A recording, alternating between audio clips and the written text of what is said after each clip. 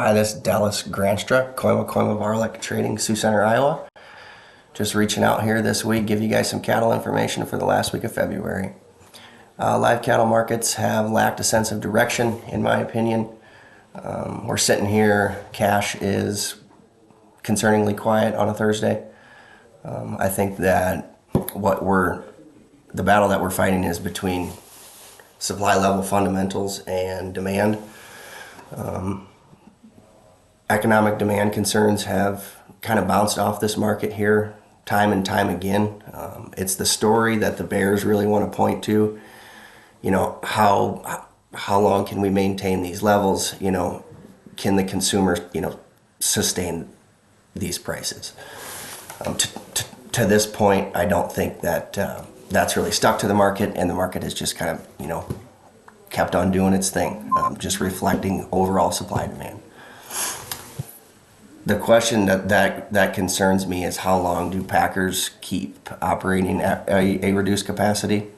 I heard yesterday of a regional packer that's going to cut kill down to 3 days a week.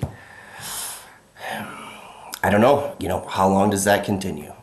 In just visiting with producers, I think that the consensus is the numbers really aren't very different, in the feedlot. When you compare today and the end of January when we had 212 cash. So what gives? Obviously packers are trying to play their card, play their hand, and get some leverage back in their favor. I just don't know when they need to to ramp their kill back up to meet that demand again, and that's the big question. Feeder cattle futures have considerably more steam than the live cattle this week.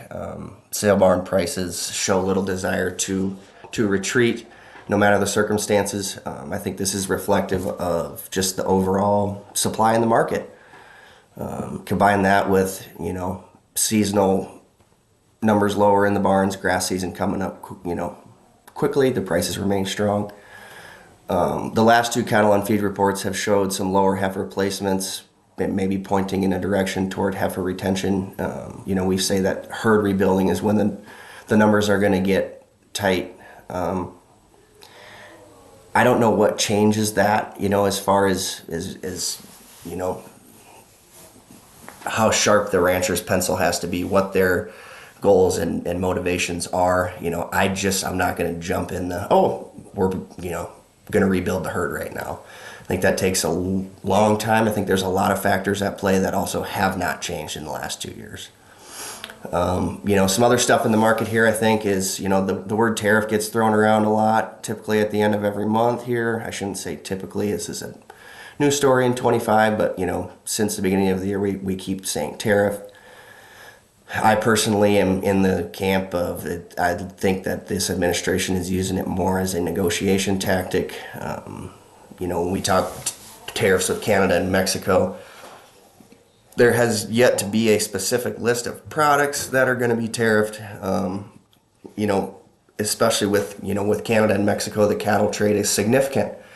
At the end of January, when I was reading, there was a lot of concern, speculation. What does that look like with Canada?